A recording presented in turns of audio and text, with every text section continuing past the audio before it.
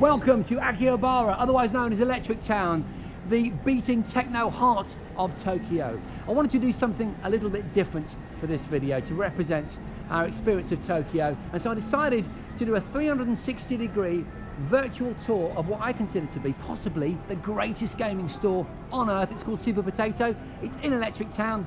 Let's go and have a look.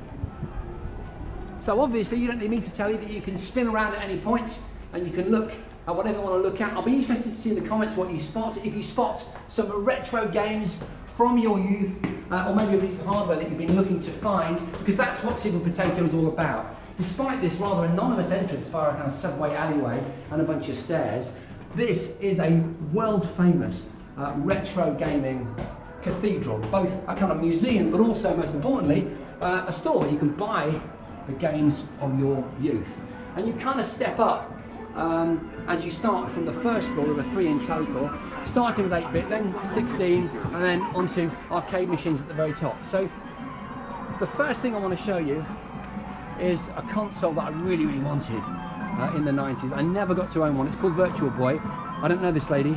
I'm now talking about her on YouTube. Are you enjoying it? Yeah. Is it interesting? I mean, the interesting thing about it is it's only one colour, isn't it? It's just red, and it's multi-layered. So while the name Virtual Boy seems to suggest that you're getting a virtual reality experience, it's not really VR, is it? No, it's not kind exactly. of like a 2D. Like yeah. a 2D, yeah, it's like a 2D with a little bit more depth. Can I just shove my camera lens in there for 2 seconds? You can play, go for I don't it. think I'm being rude, do you? Go for I won't play because I'm taking the viewers of this video on a tour around this cool shop. Are you enjoying Super Potato? Just got here. Awesome. Hi guys, nice to see you. You carry on. Virtual Boy, brilliant. As a turn around, okay, a Neo Geo controller there for Neo Geo CD.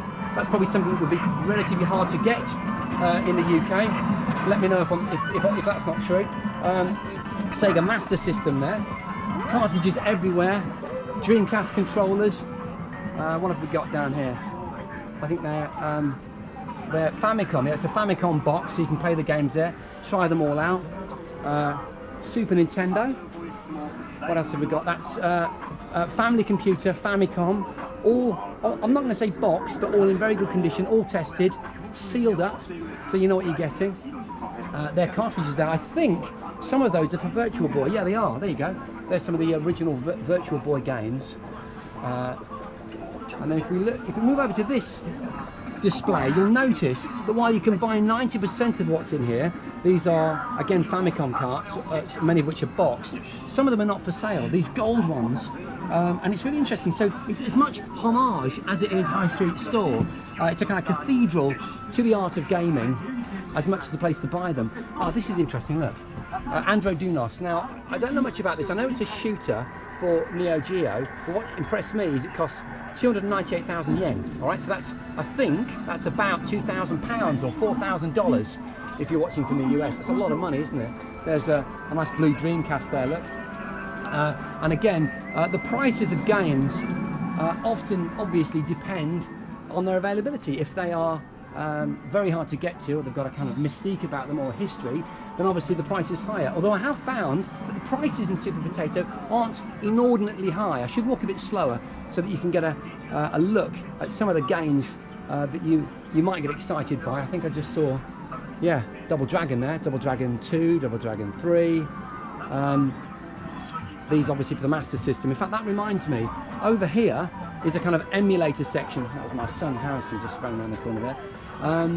So Superboy, you may have heard of. It's a recently developed handheld where you can plug in your Super Nintendo cartridges.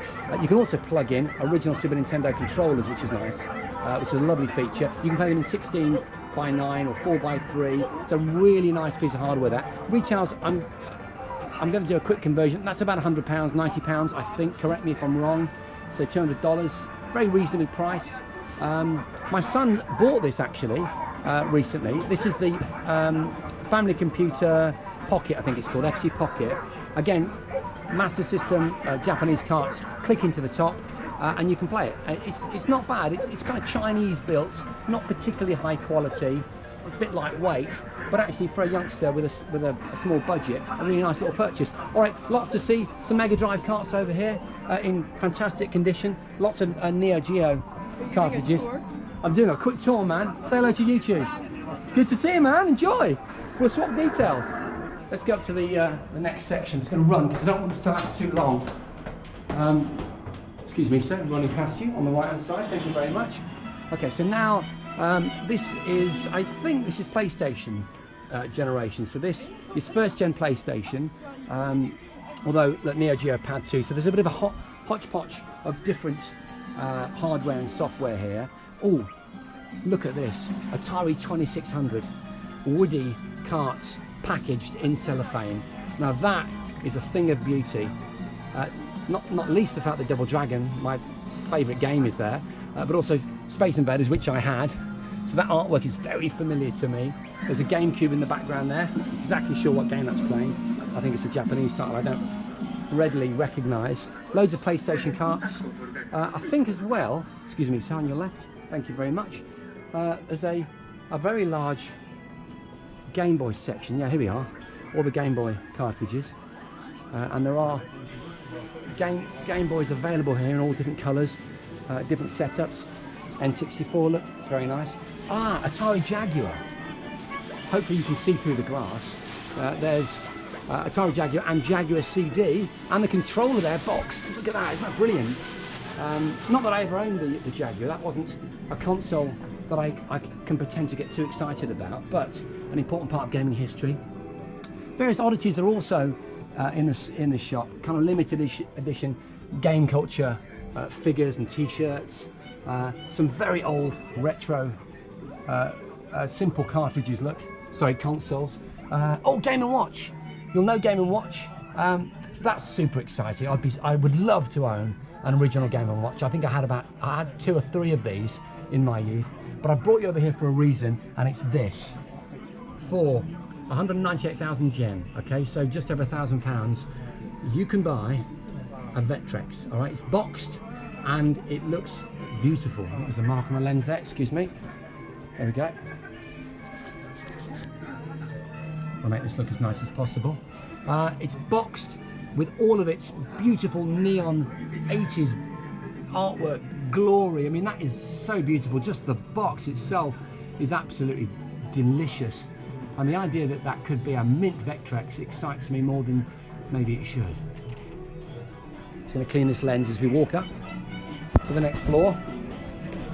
There we go.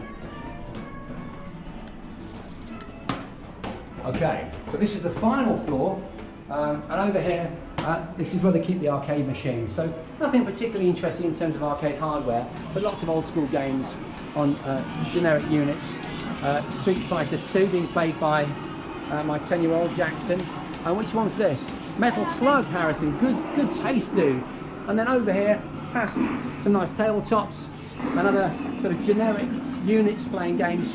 Like Altered Beasts, I believe. Oh, this is an interesting one. Splatterhouse, not played it, but looks really cool. Loads of retro Japanese sweets. So these are sweets that Japanese gamers, first, second generation gamers would readily recognise. I don't really particularly know any of those sweets, but they're retro sweets, which is a nice touch for, you know, a place in honour of all things retro. I think that's basically it. We've come to the end. We're under 10 minutes, which is good. I didn't want to drag this out for too long. I'll just pop the camera there. Have you got some coins? Can your dad join in? All right, we're going to play Street Fighter 2. Jackson's going to beat me, no doubt. But I hope you enjoyed that. This place blows me away. I came here several years ago. It hasn't changed, other than the shelves are maybe a bit more stocked with fantastic retro gaming goodies. Let me know in the comments if you saw something that excited you. Thanks for watching. Let's do this.